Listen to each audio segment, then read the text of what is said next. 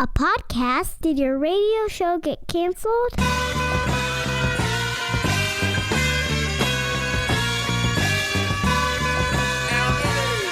Fire. Low down and filthy, but the discipline is on point. Schooled myself, made my own dojo. A cold flow with the whole dose of soul. Maintain composure, even in fury. An anomaly, properties This week on The $1 Million Plan, it's the Why Financial Change is So Hard edition of the program. I am your host, Pete the Planner. Each week we explore things that will someday make you a millionaire. I don't know if that's promissory or not. Here's the deal. I haven't said this in a while. Nicole, I have not dropped the knowledge in a while in this way, so I'm going to have to do it. The reality is people... Oh, hi, Nicole. How are you this week? I'm good. How are you? First-time listener was like, did he just call me Nicole? So this is why we have this show. This is why we exist. The fact of the matter is, if you're in your 20s or 30s or 40s, especially younger 40s, if you want to have a successful retirement outcome, you will have to be a millionaire. Like no one likes to acknowledge that, but it's true. And the challenge is because we don't have as many pensions today, like 10% of people have a pension today. Social Security always seems like it could just go away in a couple decades. Then the ability to retire is going to be based on your assets. And in order to retire successfully and have the amount of income you need, you're going to need at least $1 million. And by at least, I mean probably a few $1 million. Now, you can't do this when you're in your 50s and then in like 10 years, oh, hey, I got $1 million. That's a hard thing to do. But if you use your behavior and you harness good intention, I don't even know what that means, and over time, in your 20s, 30s, 40s, you harness compounding interest, then you can be a millionaire. And this show is about putting together a plan to do that. On the radio on the weekends, we cover sort of educational topics, and that also is our Thursday podcast. And then on Tuesdays on the podcast $1 Million Plan, you can hear us do exactly that. Put together a $1 million plan for one person, one caller a week from somewhere around the country. We change their name and we pick fun names. We recorded one recently, Nicole, Pepe. Oh, yeah, we did that yesterday. Man, I like Pepe. Pepe's a good one. I liked Tomas, too, but that kind of relates back to my Polish roots, so. Well, it's neither here nor there. This week is the Why Financial Change is So Difficult edition of the show. And Nicole, I think, I want to know if you know why we're talking about this week, about why change is so difficult. Do you have a feeling as to why I wanted to talk about this week? I don't, kind of going into the holidays and having that idea of a New Year's resolution was kind of my first thought. I don't know exactly why, but I really am glad we're doing this topic. Okay. Well, do you think right now, as it relates to my life, not financial, but my life, that I'm trying to go through a change that is a very difficult change? Yes, I do. And so I saw a parallel there for those just joining us and that may not care. Which is everyone. So I'm home November, December. I'm off the road, which means I can really focus on my health a lot. I can work out every single day. Nicole, I'm proud to report I have worked out for the last 13 days in a row. Oh my gosh, have you really? Yes. That's awesome, Pete. I'm very excited about that. I've lost about 9 pounds. Wow. And I've been working out with a friend of the show, Kelsey Taylor, my trainer. And so the point of all this is, I want results. I know what I want to have happen. By December 31st, I know what I want to weigh. I know how I'm going to feel. I know what clothes will finally fit again. Woohoo. Which is nice. Mm-hmm. But what really stinks is the day-to-day. I wake up every morning panicked that I don't even know what I'm allowed to eat, right? And I think in people's financial lives, they resolve to change. They resolve to wanting something better. And I'll do better. But then the day-to-day, the second-to-second, the dinner to dinner of like, what in the world am I allowed to do? What does this feel like? Because what is so hard for me making my health changes are my habits of years and years of, oh, this is what I order. For instance, Nicole. Yes.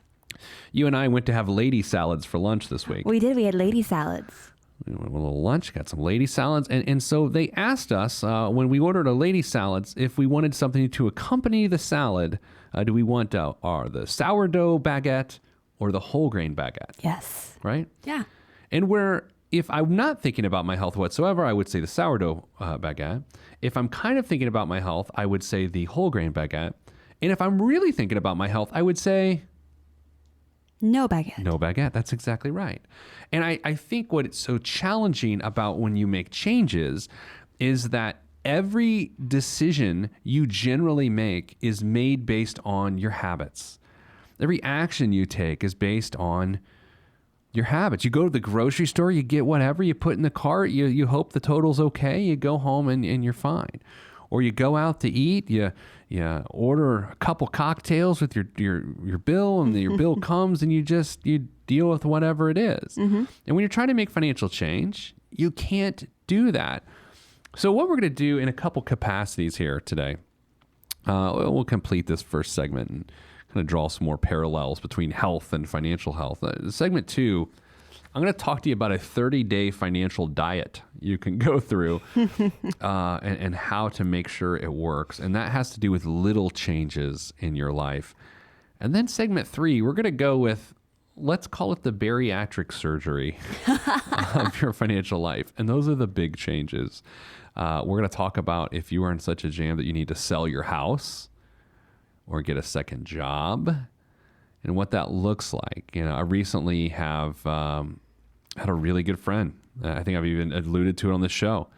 Decided that the biggest financial issue in his life, and he and his wife and his family's life, was their home. That they never could afford in the first place.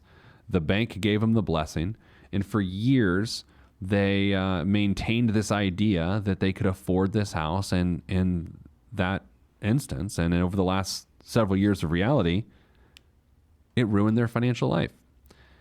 And then they did something bold. And so I'll tell you about that in segment 3. Now, Nicole, I know at 23 years of age that you haven't really developed sort of your working adult financial habits or really bad ones yet, have you? Do you think you have any bad financial habits yet? I don't think yet. If anything, I didn't have really any positive financial habits, I guess, if I just spent my money, and as long as I had money, I was good.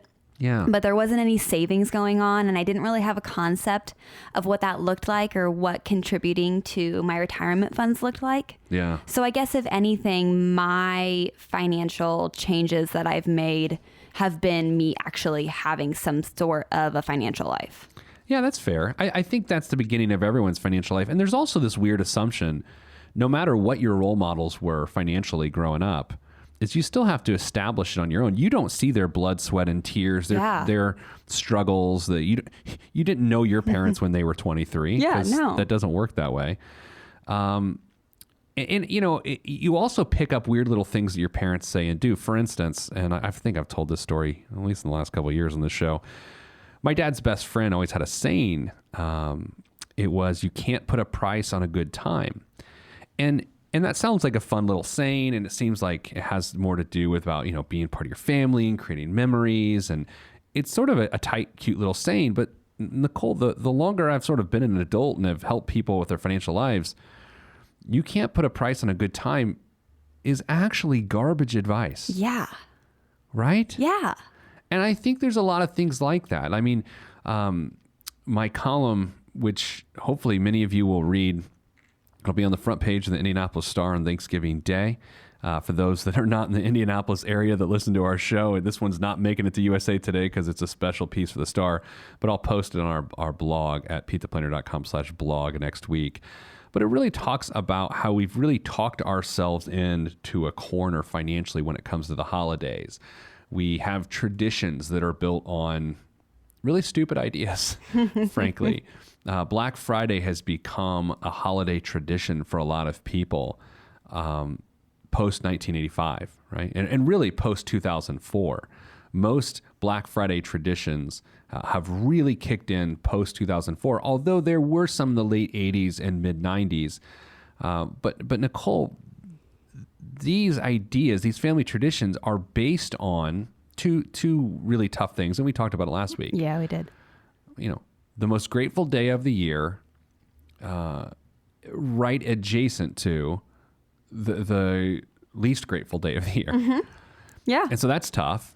And number 2, it's just sort of an all-out consumer fest. And so as you go, if you explore financial changes in your life and you explore sort of your habits and you even look at that and you try to explain it away by saying, well, it's tradition. That's why we're having this episode, because every time I look at my health right now and I'm trying to get in better shape, it's so crazy when I'm not fully focused on my health, how quickly my brain tries to rip me back to the norm of what's gained me all this weight. Yeah, no, absolutely. Oh my gosh. Because that's just what we, kind of come back to. That's what's easy. It's what we know. And changing that habit takes that time and effort. And it's hard. It really is. It is. We had our chest of drawers in our room. I refuse to call it a bureau. I'm not going to call it that. No. It was a chifforobe. No, it was you know what it was. Yes, it was I like do. a chest of drawers. Yeah. And it was this one place in our bedroom for years. Well, we recently moved it. And what I do is when I come into our bedroom, like if I'm getting ready at night, I will set like my two most important things in my life, my chapstick and my wedding ring. Yes. As I walk in the door, I reach up to the right and I just set down the ring and then I put the chapstick standing vertically inside of the ring on the dresser. Oh, I love it. I'm a weird person. Yeah. So we moved it recently. First day, I walk into the room, take my ring off, drop it on the floor. Just out of pure muscle memory. Yeah. And I think that's what happens. When you're not focused and your financial life, you're attempting to change and you're committed for the one day, you're gung-ho, you tell a friend, you write it in your journal. You should have a journal. I don't know. Journals are sort of fun. And then day one is over and you're like, we did it. And you wake up for day two and you're not as focused. And it's harder because the results aren't there. So coming up after the break, here's what we're going to do. I'm going to talk about how to sustain that effort, which is really hard. Really, really hard to do. So we're going to talk about a 30-day financial diet. That's probably trademarked by someone else, so we should probably call it something. A 30-day financial cleanse. Ooh. Maybe we'll drink some. What's that gross drink you drink all the time? Oh, it's not it's kombucha. It's our life cultures. Oh, boy. Probiotics. I don't know. It's like Jamie Lee Curtis yogurt. Oh, I don't know what that is. You know Jamie Lee Curtis, the actress? Wasn't she on like My Life with Earl or My Name is Earl or something? I have no idea. She was in Halloween. But she does yogurt commercials Okay. to keep you regular because they have probiotics in them. I know exactly. It's like Activia or I something. call them Jamie Lee Curtis yogurt. Anyway, that's neither here nor there. Coming up after the break, the 30-day cleanse. I'm Pete the Planner. Stop what you're doing. Log on and hit Pete up on Twitter at Pete the Planner. Primo beat, man. Kanye let this one go. Man, sound good to me.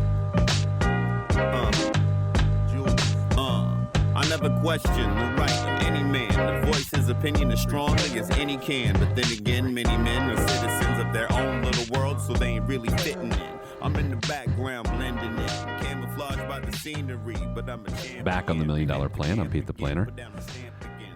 Nicole joins me. Hi, Nicole. Hi. Wait, Nicole, producer Nicole? What do we just call you, Nicole? Nicole. Like just like Cher? Yeah. Nicole. No H, though. That's why I like you. Oh, thanks, Pete. It's not Nicole. Yeah, no. Or Nicole. My mom actually got very flustered about that when the nurse tried to add an H to my name on my birth certificate. It's kind of a funny story. Yeah, well, Yeah. maybe another day. Maybe another day. So here's what we're doing today. We're talking about why making financial changes in your life is so difficult. I'm in the midst of making some pretty big health changes. We've been talking about it for a while. If you think about last early spring, I talked about my health. This fall, I talked about my doctor's appointment that gave me high cholesterol. But now I really am at it, losing weight, changing my diet, and I'm 9 pounds down after about 13 days or so. Keep going. Anyway, financial life changes are hard too. So let me give you an example of what I'm talking about. So maybe you have a lot of debt. Maybe you have no savings account, no emergency fund. Maybe you have no retirement set up. Maybe you have a car payment that you objectively can't afford, yet you bought anyway. Maybe you think you're overhoused, which, well, really you're going to touch on in the next segment. Maybe you just got financial flaws that you know need addressed.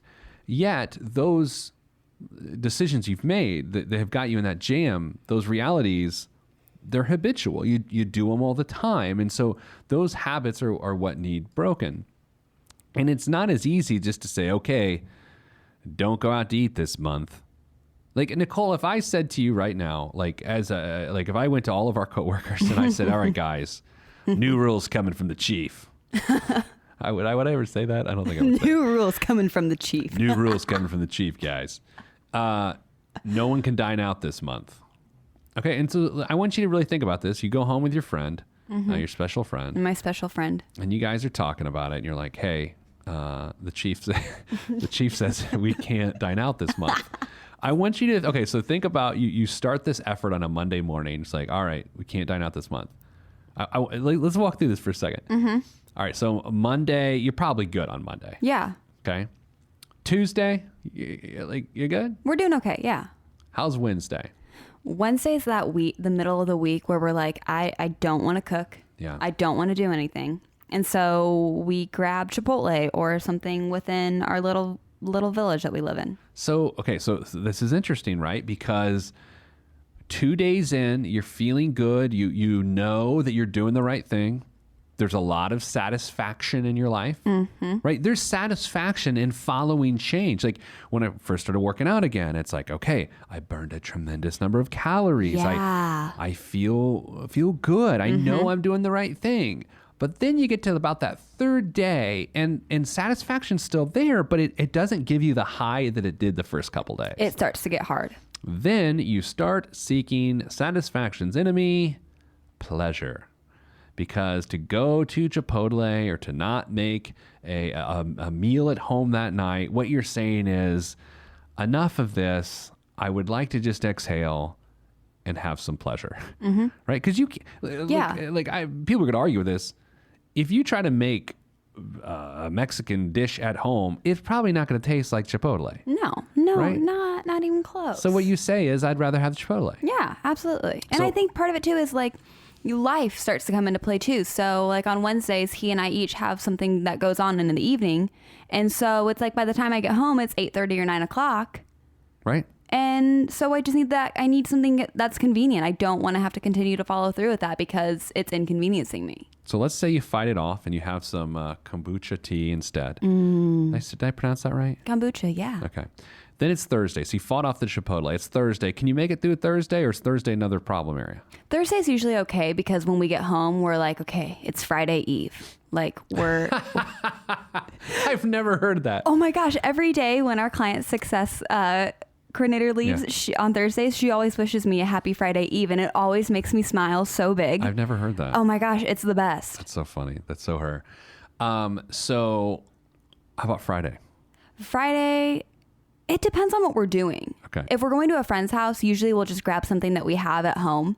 But that's part of it too. I think that's where this gets tricky, especially with the whole no eating out, is especially at my age, so much of our social things that we do with our friends is we go downtown and we go to a restaurant that's on Mass Ave or something along the lines of that. And part of that social activity is getting food with our friends.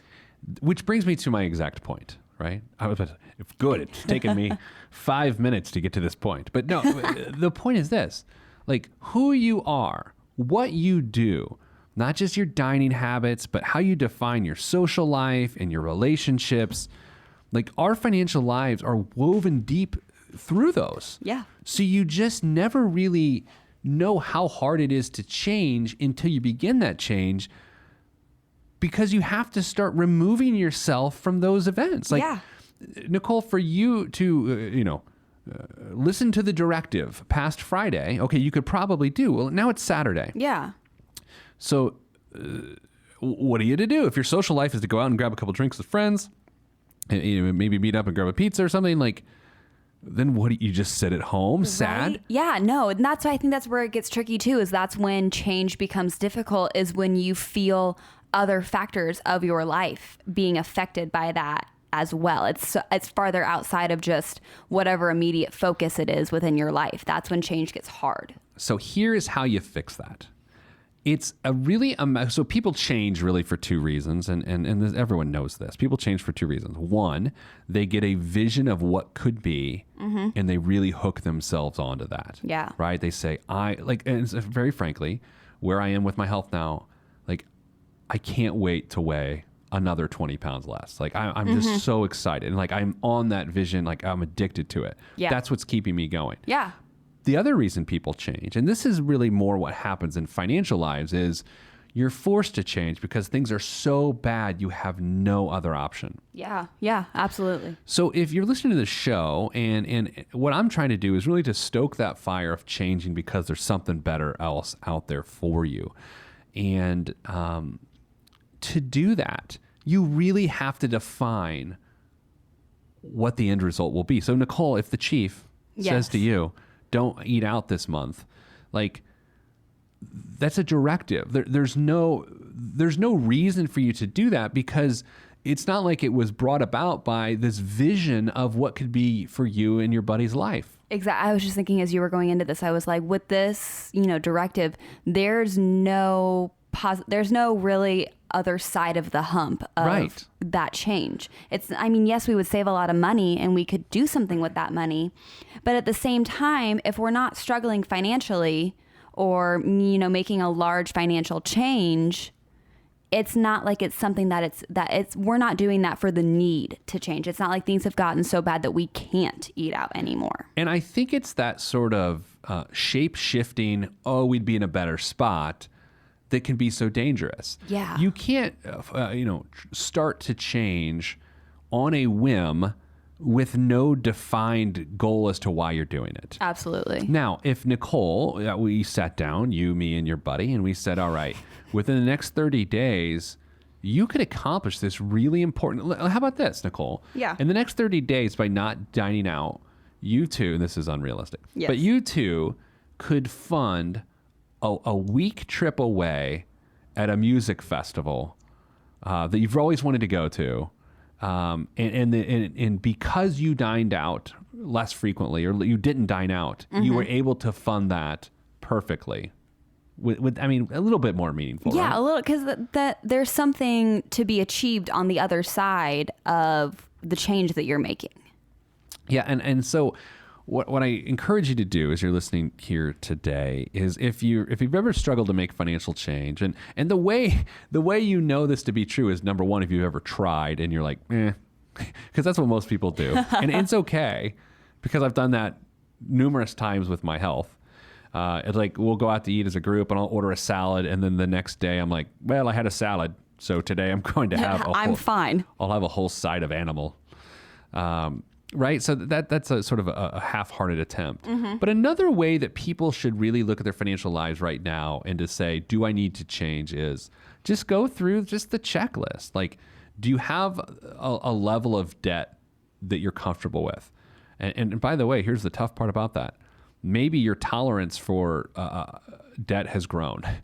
That is to say, you had $5,000 of debt. It always used to bother you, but you've gotten used to it. So when I say to you, do you have a level of debt that you're comfortable with? You still say yes, despite the fact that you have $5,000 of debt, which you should not be comfortable with. Yeah, no. Maybe you look at a part of your life such as, do we have an emergency fund? Are we on track to retire? I mean, this show a lot of times is never... we ignore math, right? Yeah. Oh, yes. We're a financial show that ignores math. That ignores math. Which either makes us the best financial show in the country or the worst. Yeah. Probably nowhere in between. Yeah. Probably the worst. So if you look at your retirement situation, and mathematically you're not on pace to retire, what do you think is going to change that? The only thing that can change is you. And so the way you do this, the way to go on a 30-day cleanse, because I think that's what we're attempting to do here, is to completely upset your behaviors and habits. And it's really hard to do, is you must get a vision of something that needs changed in your life. And not only do you have to think about the negative you're trying to eliminate, but you're going to have to think about the flip side of that, which is the positive reality it will create. So look, again, I'd love to lose another 20 pounds, but I don't think about I'd like to lose another 20 pounds. I think about wearing a suit that no longer fits. Yeah. I think about looking and feeling healthy on stage or on TV. Like sometimes I see myself on TV, like this is a big small violins situation here. I know everyone's playing lots of sad music for myself. I'm out here doing that as well. If I see myself on TV and I'm like I'm always on some uncomfortable couch that they're like, hey, sit here and be interviewed. And like my belly, it's so awkward and I can't wait to not be there. So that's what drives me forward. Like, yesterday when we were getting lady salads together. Lady salad. And the person's like, sourdough baguette or Bulgarian baguette? The reason I said no baguette is because of the image. And if you're trying to make financial changes and something hard comes along, that Wednesday night when you normally go get Chipotle, and you don't have a good sort of a visual of what is going to be, you will go to Chipotle every single time. Coming up after the break, we're going to talk about the really hard stuff, the big changes, getting a second job, selling your house that you can't afford. Because change is difficult, but we're tackling it this week for you on the $1 Million Plan. I'm Pete the Planner.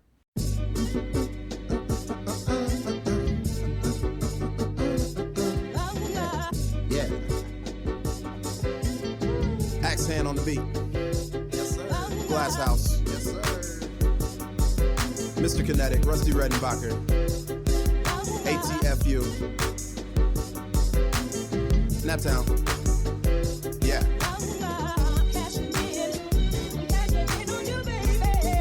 East of Betty and Fredo. Yeah, y'all ain't hip yet. Cashing in like the end of the game at the casino. I lean so the glare of the rear view don't hit me. Swiftly through the avenues and boulevards. Old soul playing on my speakers. Old soul but young in age, a boss player. Not from the Himalayas. Back on the $1 Million Plan. I'm Pete the Planner.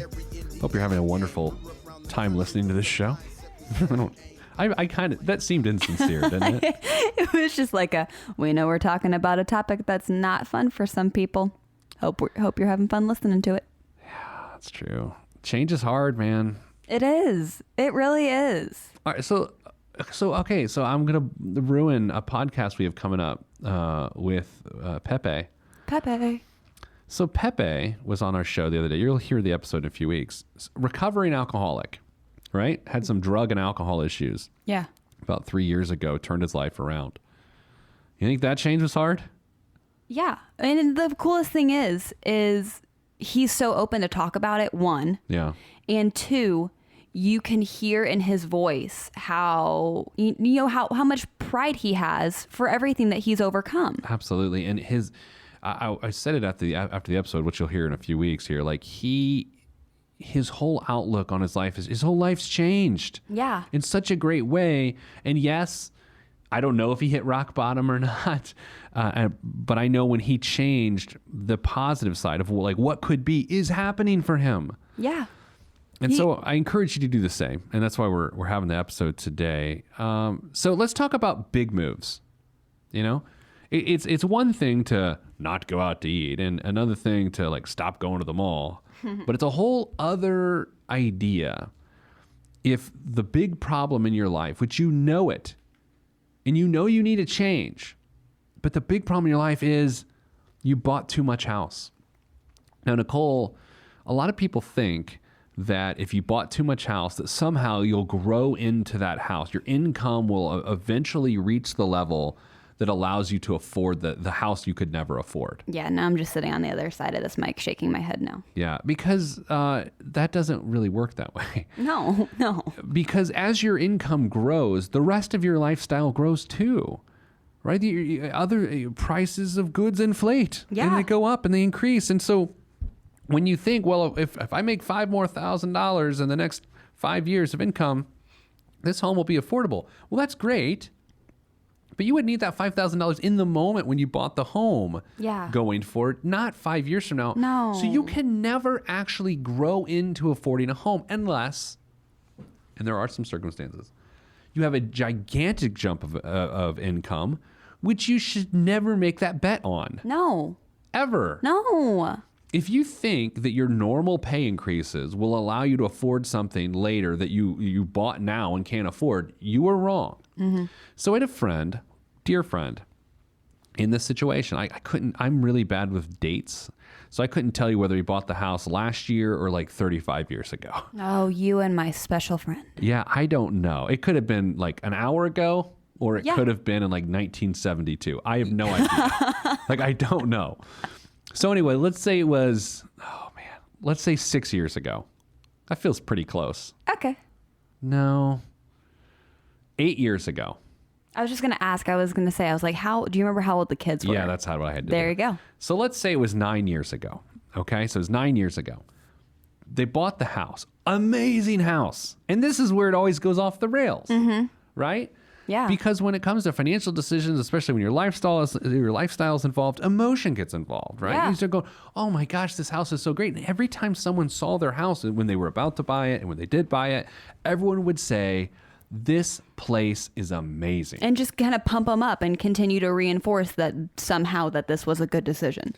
Yeah. It's like, well, we bought something that's awesome. That means it was a good decision. Yeah.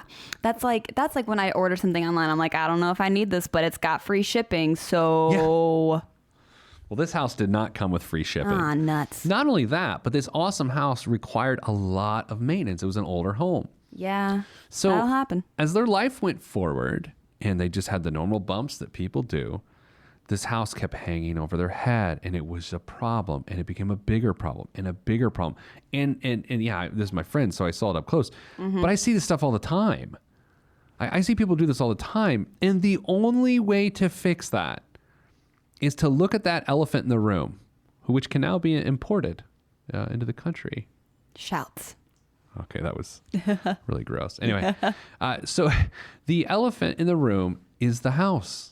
You have to get rid of the house. So that's what my friend did. And this is so inappropriate. I'm going to read a text that he and I exchanged the other day. I just asked him, I was like, how's your financial life going, man? Or how's it since you moved? Yeah. Say moved less than a year ago, which might mean like last Tuesday. I don't remember. I'm not a very good friend. Sometimes I don't listen. Just ask Mrs. Planner. So I said to him, how's your financial life changed since moving? Knowing that we might do this topic on the show. Yeah. This is what he put. I'm reading verbatim, which reading your friend's texts on the air seems like a really bad idea. I was going to say, I saw you pull your phone open and bring the text thing up because I Yeah. can see it on the Mac.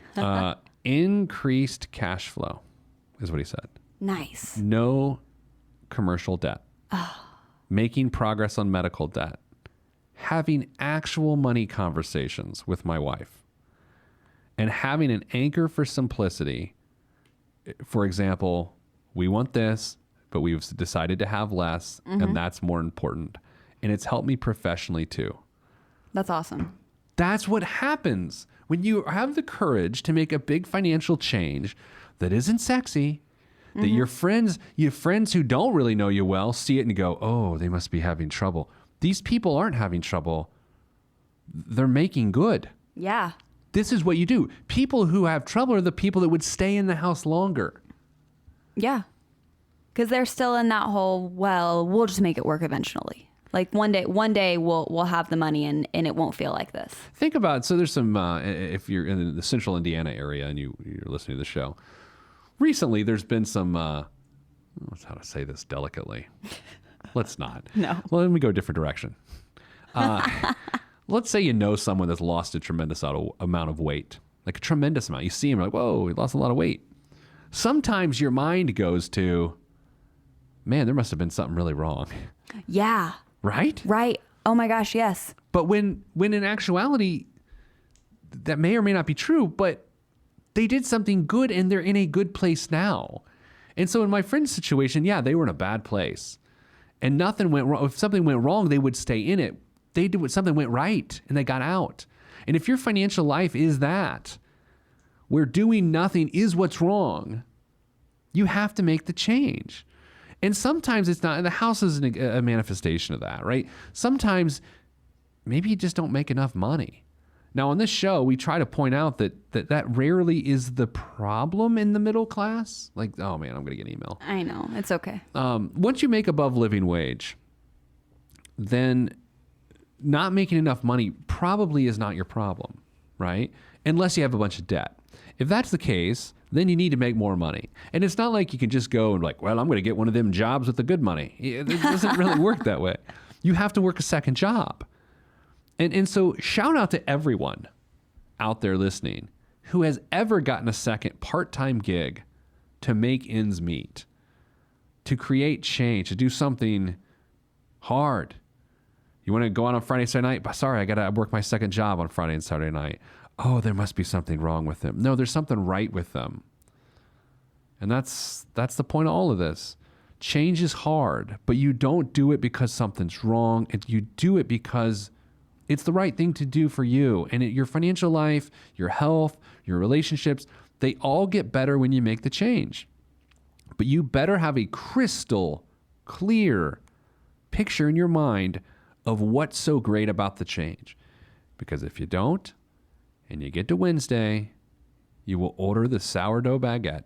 And then at night, you'll go to Chipotle. So coming up after the break, biggest waste of money of the week. That's all here on the $1 Million Plan. I'm Pete the Planner.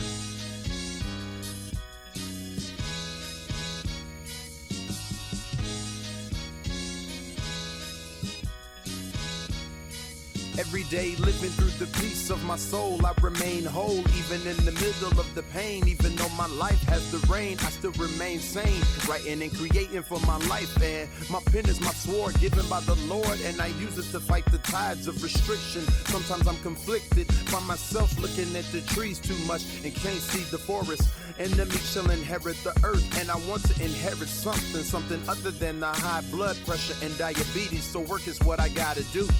Stay true to my enemy and water the trees that I sing from, and look out for the lumberjacks running with the gale force wind at my back. Swift and enduring, I remain calm. Swift and enduring, I remain calm. Swift and enduring, I remain calm. This week's biggest waste of money of the week, the BWAM here in the $1 Million Plan with Pete the Planner, is the Bose Sleep Buds. Bose makes some of the best noise-canceling headphones in the business. As an aside, they really do, because I use them when I fly. Now they're applying those skills to help you sleep. These tiny earpieces use noise-isolating tips to help drown out unwanted noise and a library of preloaded soothing sounds to mask any remaining disturbances. The 3 sizes of tips ensure a comfortable fit, a charging case ensure they're juiced up, and a companion app lets you customize settings like volume, your preferred sounds, and alarms. $150. What? So here's the thing. I can't really decide if that's a waste or those are awesome. I listen to rain sounds every night when I sleep. Respect. Have I ever told you this trick? No, you haven't. So I've got these rain sounds on my phone, and because I sleep in a lot of hotel rooms. Yeah. So wherever I am, I'm always listening to the same sound, so I can sleep better. Soothing. So when I sleep on a red-eye flight, I always just put in the rain sounds, and I can always sleep. So just have your phone, and so you can hear it, and you don't need the $150 earbuds. With the tips. That's it for this week's show. Thanks for listening. Change is hard. You can do it. You got to get an image, though. If you don't get a vision of what's happening, you're going to quit. You really are. That's not negative. That's just the truth. Send you good vibes, because good vibes are all that's in my budget. I'm Pete the Planner, and this is the $1 Million Plan. If you want to be on this podcast and have Pete fix your money life, then hit us up at PeteThePlanner.com/podcast. You heard me. PeteThePlanner.com/podcast. Log on. This is for information purposes only. It's not the Swiss financial planning device. Consult a financial advisor. Released from Everest, the fresh is fresh, and you can call me E.T. Word to John Tesh. Let me bless this harmonic presentation. It's amazing, so amazing. I'm the reason. Salutations, I bring you love-tron greetings from a faraway land. I am the sole controller. Put the remote down and let me take control. You're now a part of my zone, so enjoy yourself. Love-tron can restore your health. I bring you greetings, salutations. How you doing? And is that how y'all say it? The tinkling of the keys is an homage to the little star. I sojourn over poetic descriptions of sound and travel to my other world. Out of this world, spaceship on my arm. took me home, fueled by the ink and the megabytes and the hypertext transfer protocol, stronger than the Skynet and the Terminator. I push faders into warp speed, glide with ease, creating a breeze they call a black hole. Event horizon, no rear view concerns. This I adjourn, and beats I burn. This I adjourn, and beats I burn. Salutations, I bring you love-tron greetings from a faraway land. I am the sole controller. Put the remote down and let me take control. You're now a part of my zone, so enjoy yourself. Love-tron can restore your health. I bring you greetings, salutations. How you doing? And is that how y'all say it?